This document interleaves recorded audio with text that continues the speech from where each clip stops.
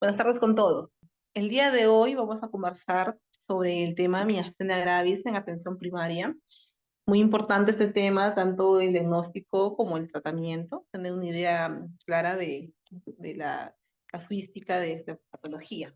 Les voy a dejar con ustedes a la doctora Mari Marcela Araujo, residente de último año de neurología en el Hospital Revaldiate. Adelante, doctora. Bueno, buenas tardes con todos. Como bien mencionamos, en esta oportunidad vamos a hablar sobre miastenia gravis en atención primaria.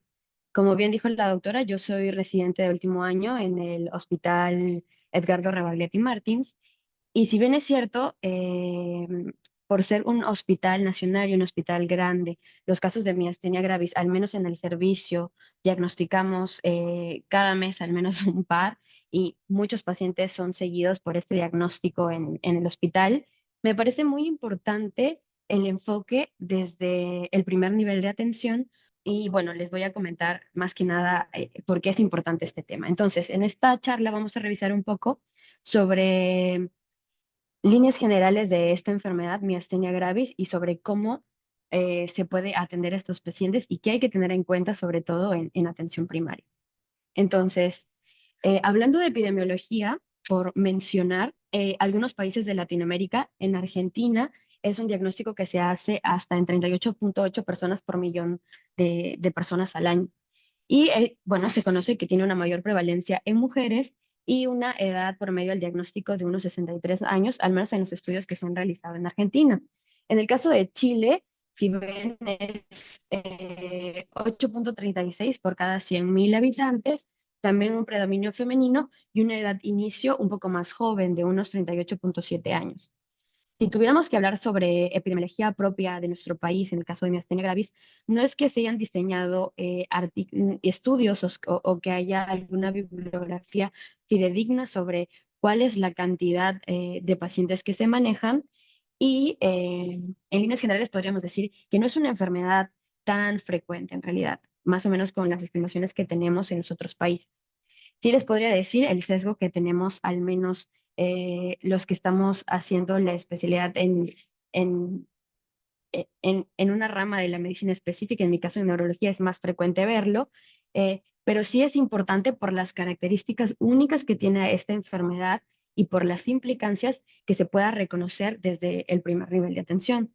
Y aquí más o menos he puesto un gráfico que resalta ese engranaje que tendría que haber desde un médico de atención primaria, con posteriormente el neurólogo, que puede ser un neurólogo clínico, y también existen subespecialistas en el área de patología neuromuscular, que pues son los que se han dedicado un poco más de años a tratar y a estudiar y a ver las mejores intervenciones para este tipo de pacientes. Entonces, el objetivo de esta charla es rescatar qué podemos hacer en este engranaje de la atención primaria.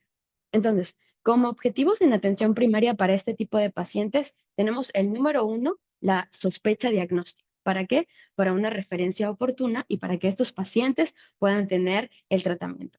Es cierto que como en la atención primaria no se va a hacer el seguimiento de estos pacientes, probablemente no se vaya a hacer el diagnóstico, pero sí se puede hacer la referencia, la recomendación para que puedan ser atendidos.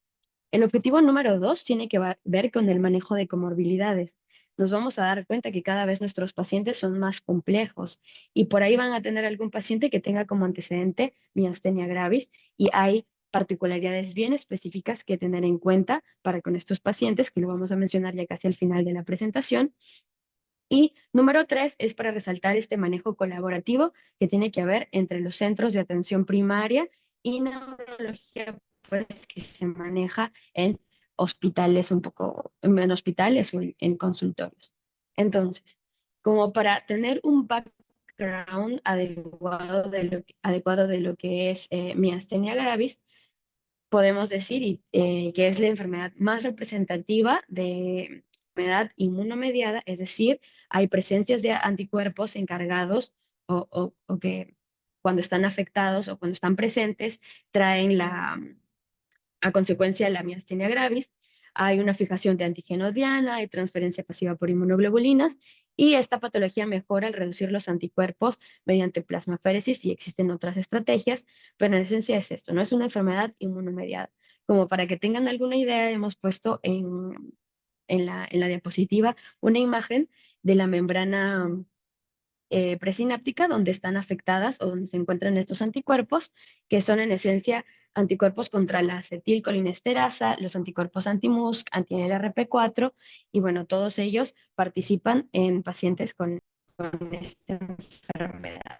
Pero más que conocer sobre fisiopatología o conocer sobre los anticuerpos, lo que queremos conocer son las manifestaciones clínicas de estos pacientes. Y si se dan cuenta, ahí en negro y todo solo he puesto la palabra fatigabilidad, porque fatigabilidad es la manifestación clínica principal, por así decirlo, de los pacientes con miastenia gravis. Y muchas patologías, si nos ponemos a pensar, los que alguna vez hemos estado atendiendo en el primer nivel de atención, los pacientes con clínica de fatigabilidad, con cansancio, con actividad que al realizar actividades se vuelven un poco extenuantes, llegan muy seguido y de muchas etiologías. Estoy seguro que podríamos pensar o en hipotiroidismo o hasta en anemia, pero lo importante de rescatar en el caso de miastenia gravis es que la fatigabilidad comparte algunas características específicas. Uno, son varios segmentos, varios músculos los que se pueden fatigar y que vamos a darnos cuenta que tienen una distribución proximal. Se pueden afectar los músculos oculares y vamos a tener manifestaciones oculares y también los músculos vulvares que corresponden a los músculos que son responsables de la deglución, de la fonación y también van a haber manifestaciones a este nivel. Otra característica importante es que se exacerba con el ejercicio repetitivo y empeora al final del día. Entonces, no va a ser raro un paciente, generalmente vamos a ver que, por ejemplo, la miastenia gravis puede ser ocular o generalizada.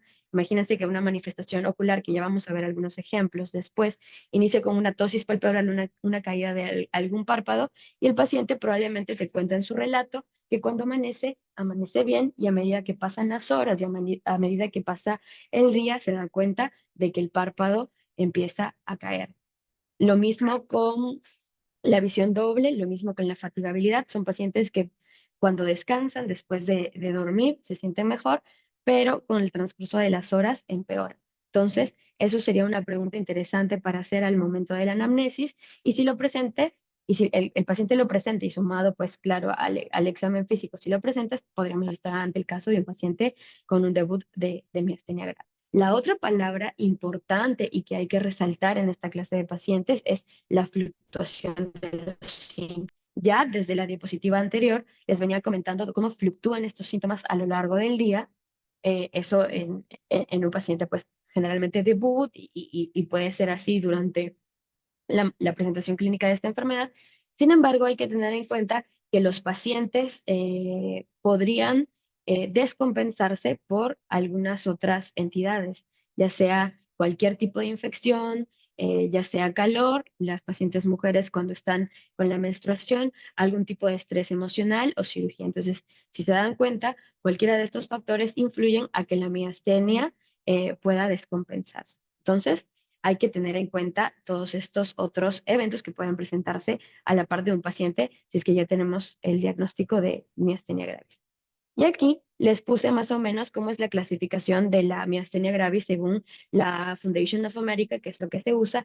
Y en esencia lo he puesto aquí no como para que se tenga que aplicar en el primer nivel de atención, sino para que se den cuenta de que lo que hay que examinar o los diferentes segmentos en donde se presentan las manifestaciones clínicas de esta enfermedad son a nivel ocular, o sea, es importante ver los ojos de los pacientes y preguntar por sintomatología relacionada con la visión, y también generalizada, no solamente de pacientes con problemas de fuerza en extremidades, ya sea superior o inferior, sino también en musculatura vulvar, que son, como les había comentado, los músculos orofaringios y también la respiración.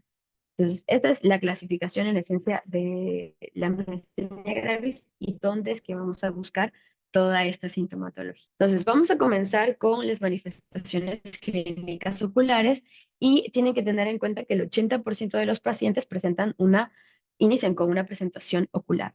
No es rara la presentación de una tosis palpebral unilateral, pacientes que describen diplopia, que es visión doble, y aquí les vamos a dar algunos tips como para que puedan reconocer bien cuando se trata un paciente con un problema ocular, como les acabo de mencionar, y que tengan que ver con patología neuromuscular o con miastenia gravis. Entonces, pacientes con tosis palpebral de un solo lado podría hacerte pensar no solamente de un problema tipo miastenia gravis, sino también, por ejemplo, un compromiso del tercer nervio craneal, que es bastante frecuente en las salas de emergencia. En este caso, y por eso lo he puesto con rojo, es importante reconocer, por ejemplo, la pupila, ¿no?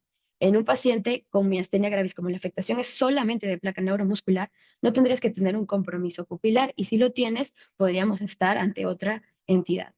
Hay que recordar que los pacientes con miastenia gravis no solamente pueden tener el compromiso de este párpado, sino también una debilidad facial en general, por lo que podrían, por ejemplo, tener una sonrisa horizontalizada. Y una forma de definir este compromiso facial es de una, por ejemplo, una parálisis facial, que también es bastante frecuente en las salas de emergencia y en la atención primaria, es que, uno, la fatigabilidad, como les habíamos comentado, y dos, porque estos pacientes tienen una debilidad que tiende a ser simétrica, en el caso de que se presente con debilidad facial. Y con respecto a la visión doble, con respecto a la diplopia, siempre es importante, si tienen algún paciente con estas manifestaciones clínicas, preguntar cómo es la diplopia, ¿no? Si es en horizontal o si es en vertical. Eso nos podría dar alguna idea del compromiso, si se trata de compromiso por oculomotores. Y también es importante preguntar al paciente si es que ha probado cubriéndose uno de los ojos, ¿no? Si tenemos una diplopia binocular, que es cuando el paciente está con los ojos, los dos ojos abiertos, se tapa un ojo y mejora, pues estamos hablando de que quizás esa diplopia se debe a que no hay una coordinación en los movimientos oculares, ¿no? Podría estar fallando algunos de los músculos a este nivel. Sin embargo, si el paciente sigue viendo doble con un solo ojo, tendremos que pensar en algunos otros tipos de problemas, como por ejemplo algunos tipos de problemas de refracción o hasta un poco la parte psicógena que no se descarta en estos pacientes, ¿no?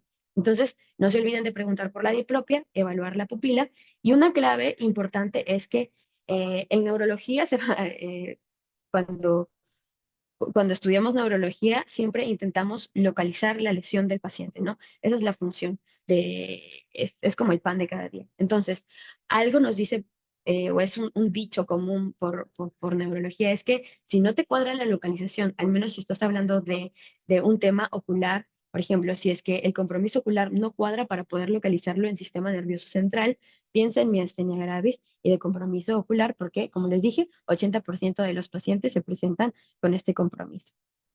Acá tenemos el ejemplo de cómo se evalúa la fatigabilidad y que es importante evaluarlo en los pacientes con miastenia gravis. Vemos, por ejemplo, una señora que en el segundo cero tiene los dos ojos abiertos y para evaluar la fatigabilidad haces que mire hacia arriba de manera sostenida, puedes hacer que mire tu dedo y tú te mantienes arriba por al menos un minuto y si se dan cuenta, a medida que pasan los segundos, la segunda imagen corresponde a los 10 segundos siguientes, ven cómo ya se está dando una tosis de los dos ojos, ¿no? Que es más evidente a los 30 segundos, ¿no? Entonces, esta es una forma de evaluar fatigabilidad. Una forma de evaluar debilidad facial, al menos con los ojos, es pidiéndole al paciente que cierre fuerte sus ojos. Si ustedes hacen el intento o evalúan alguna vez a algún paciente y le piden que cierre con fuerza los ojos, se van a dar cuenta que la mayoría es capaz de enterrar las pestañas, o sea, hace que no puedas ver las pestañas cuando cierras los ojos. Sin embargo, un paciente con debilidad facial no va a poder hacer eso, entonces ahí ya es un indicativo y algo que el examen clínico es fácil de ver. La evaluación propia de la fuerza muscular se puede hacer ya sea por segmentos o se puede hacer en forma general. Esa es la puntuación que se utiliza, que es la del Medical Research Council, que tiene que ver con si se hace una fuerza completa contra gravedad, si vence resistencia o si solamente hay contracción muscular. Ahí les dejo la puntuación. Y esto es cómo evaluamos a los pacientes, ya por ejemplo, en consultorio de neurología o desde el punto de vista neurológico. Importante que reconozcan aquí que se puede evaluar por segmentos y que en los casos de pacientes con miastenia gravis te tendré que hacer sospechar si el compromiso es más proximal, o sea, más a la abducción del hombro, que es la primera imagen de acá, y a la flexión de la cadera. Entonces, se los dejo como para que tengan alguna idea de cómo se puede hacer. Los síntomas vulvares es también fácil de identificarlos en las primeras atenciones, más si los pacientes vienen con puede ser una disartria, puede ser una voz nasal, puede ser hipofonía. Es bastante frecuente, por ejemplo, pacientes que al inicio de la consulta hablan muy bien y que con el paso de la narrativa que ellos hacen de sus síntomas o cuando les preguntas algunas cosas, te das cuenta que la voz va cambiando o que va presentando mayor disfonía o que se cansa para hablar, eso es importante poder reconocer. Entonces, no solamente hay que escuchar lo que dice el paciente, sino también cómo lo dice, ¿no? Pacientes también refieren, y he puesto imágenes de alimentos aquí, porque una de las sintomatologías que podrían expresar es que se cansan al comer, por ejemplo, productos cárnicos. O sea, es, doctora, ya no puedo masticar bien porque me canso. Ese es usualmente el relato, ¿no? Y ha tenido que variar la consistencia de los alimentos a algo más, menos consistente, como el puré, y ya te das cuenta que tu paciente con miastenia gravis está grave porque ya no puede pasar ni líquidos, ¿no? Probablemente, y no sé si se fijaron, pero en la clasificación de miastenia gravis había una clasificación, la última que corresponde a la crisis miasténica, que vendría a ser la forma más grave de la enfermedad y a lo que y al mayor riesgo al que se ven expuestos estos pacientes si no reciben un adecuado tratamiento. Y es por eso que aquí he puesto en rojo la palabra disnea, porque es precisamente si el paciente ya presenta algún grado de distrés respiratorio, de disnea, y hay formas de evaluar esto, como la cuenta inspiratoria, que estamos hablando ante un caso severo que ameritaría una atención ya en un nivel hospitalario, ¿no? Entonces, aquí he puesto que la referencia a neurología es importante y les he dado todos estos alcances sobre la clínica y sobre cómo hay que evaluar a estos pacientes, porque miastenia gravis es una enfermedad tratable. Es una enfermedad que en nuestro país tiene tratamiento, que están siendo en estudios nuevas intervenciones, nuevos medicamentos que actúan a distintos niveles para mejorar la calidad de vida de estos pacientes. Y si llegan a conocer a algún paciente con esta patología, se van a dar cuenta que al no estar bien tratados o al no comprender bien la enfermedad, puede ser bastante incapacitante para las actividades de la vida diaria. Entonces, más o menos, para que tengan una idea de cómo es que lo trabajamos nosotros, les había dicho que es una enfermedad que es mediada por anticuerpos. Vamos a tener aquí los receptores. Si se dan cuenta, hay dos picos de incidencia, entonces espérense pacientes en ese grupo etario, por ejemplo, en el caso de las mujeres son menores de 50 años, y en el caso de, por ejemplo, perdón, en los pacientes menores de 50 años hay un predominio de mujeres, y en el caso de los pacientes mayores de 50 años hay un predominio en los varones. El receptor más frecuente que existe es el receptor contra los anticuerpos del receptor de la acetilcolina y algunos están relacionados con patología tímica. Por eso es que se ponen ahí en la parte del subgrupo de la tabla con timoma o sin timoma. Y aquí más que nada está ya la intervención que hacemos, que depende del tipo de miastenia que se tenga y depende si es que tiene anticuerpos o no, pero en general como para que conozcan, porque la aproximación diagnóstica ya nos corresponde en neurología y quizás desde un punto de vista diferente, ya de mayor nivel de atención, no solamente el tratamiento sintomático que es con pidostigmina, sino que a la larga estos pacientes tienen tratamiento que puede ser inmunosupresor y no solamente con corticoides, sino también con algunos otros medicamentos como son la cetropina, como son el micofenolato, ciclosporina, tacrolimus y hasta rituximab. Entonces, si se dan cuenta, es amplio por la experiencia que tenemos en el servicio y la experiencia que me están dando estos años de residencia, algunas veces no es tan fácil llegar al diagnóstico, al menos por la parte clínica se tiene la sospecha y puede ser muy clara, pero la parte posterior es uno, que no están tan disponibles los anticuerpos, al menos en, en los hospitales, por así decirlo, sí en la parte privada, y porque a veces los estudios que se hacen, por ejemplo, de electromiografía y estudios especiales para diagnosticar esta patología, salen negativos porque el paciente no está o, o no llega al rango que tendría que llegar y quizás necesite alguna evaluación posterior, ¿no? Eso para el test de estimulación repetitiva, que no es tema de esta conversación porque estamos abocándonos a atención primaria, pero como para que tengan una idea de qué es lo que vamos a manejar a futuro. Entonces, es importante que sepan reconocer que hay fases en las que van a estar los pacientes, ¿no? La primera fase, y les he comentado todas las manifestaciones clínicas por las que podría presentarse el paciente, es como para que reconozcan a pacientes en la primera fase, ¿no?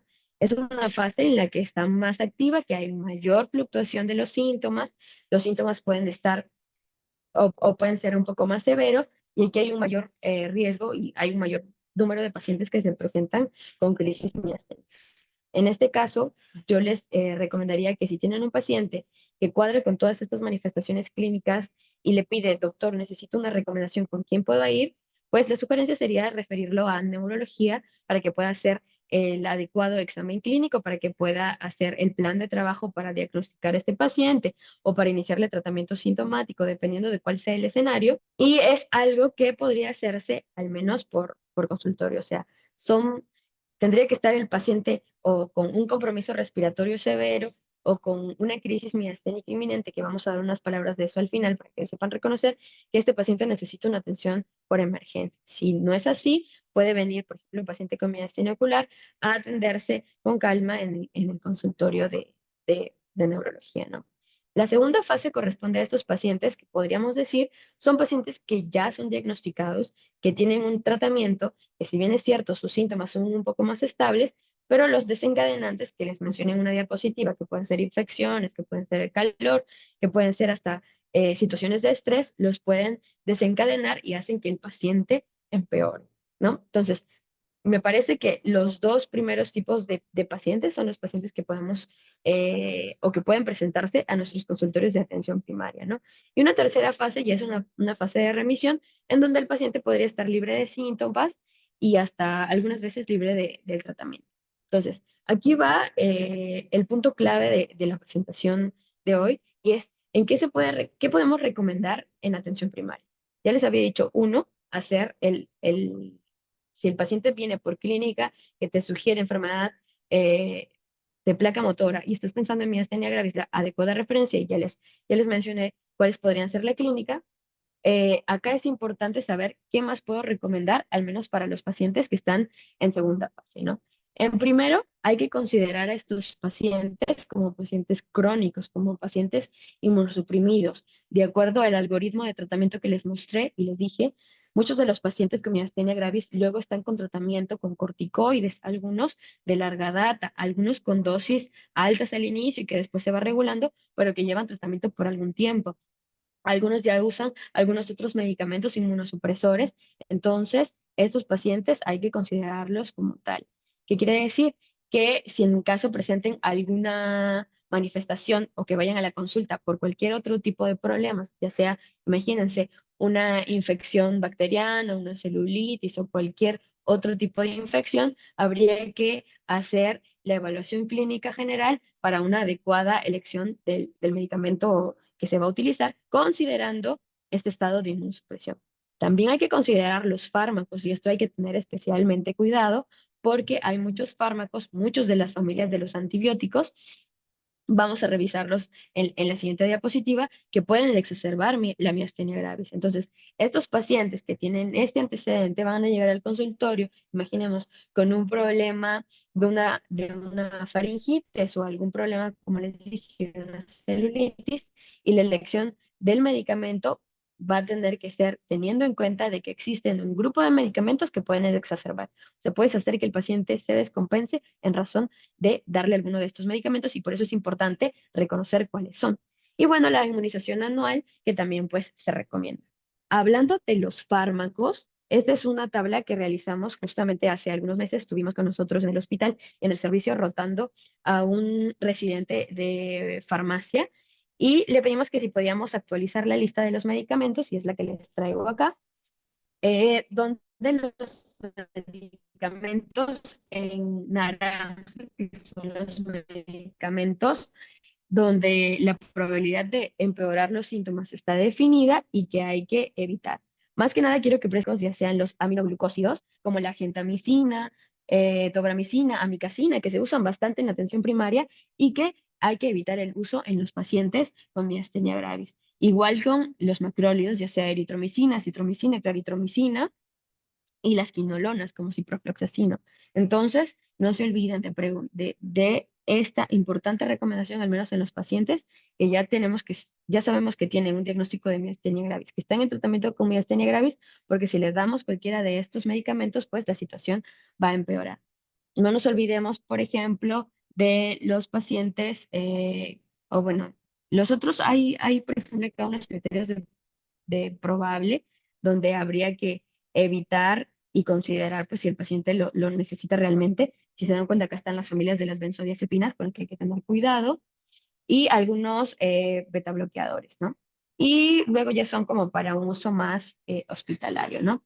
Acá hay ya los fármacos, por ejemplo, inhibidores de puntos de control inmunitario, que probablemente no se vea en atención primaria, pero con que el mensaje quede que estos pacientes con miastenia gravis tendrían que tener especial cuidado con los antibióticos y con que quede el mensaje de que tienen que revisar qué antibióticos son los que podrían empeorar la situación, ya es beneficioso, ¿no? Al menos en la atención primaria.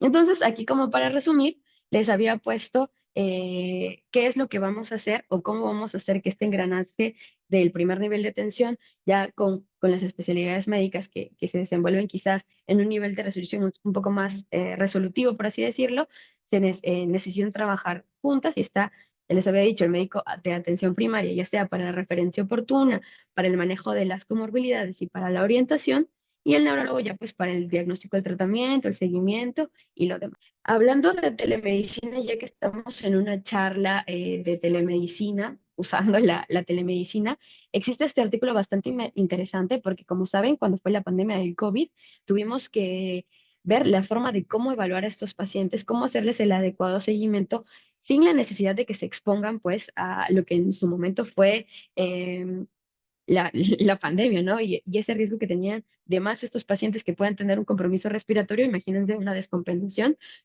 sumados a, a una infección por COVID-19. Entonces, lo que vieron es intentar hacer la evaluación de estos pacientes usando telemedicina y encontraron que hay algunas buenas estrategias eh, para evaluar a estos pacientes. Se las menciono, una de ellas, por ejemplo, es el test del vaso de agua. Hace que el paciente llene 3 onzas de vaso de agua y que lo tome enfrente de una cámara y con eso se puede ver si el paciente tiene algún problema a nivel vulvar. Ya les había dicho, se hace hablar al paciente durante toda la consulta y si hay algún problema de hipofonía o disfonía o te das cuenta que el paciente se va cansando a medida de que habla, ya te podría hacer sospechar de que tu paciente quizás no está siendo bien controlado. Y por último, también habían otras estrategias como es hacer que el paciente cuente tomando aire todo lo que puedes, lo que se conoce como cuenta inspiratoria. También se hace en la atención normal, ¿no? En la evaluación regular acá, pero más que nada consiste en hacer que el paciente inspire todo lo que puede y empiece a contar hasta que se le acabe el aire, así como 1, 2, 3, 4. Generalmente una cuenta inspiratoria más de 20 hace que la función pulmonar del paciente está bien, entonces no hay mayor riesgo. Entonces, estas eran las formas de evaluar a estos pacientes a este nivel.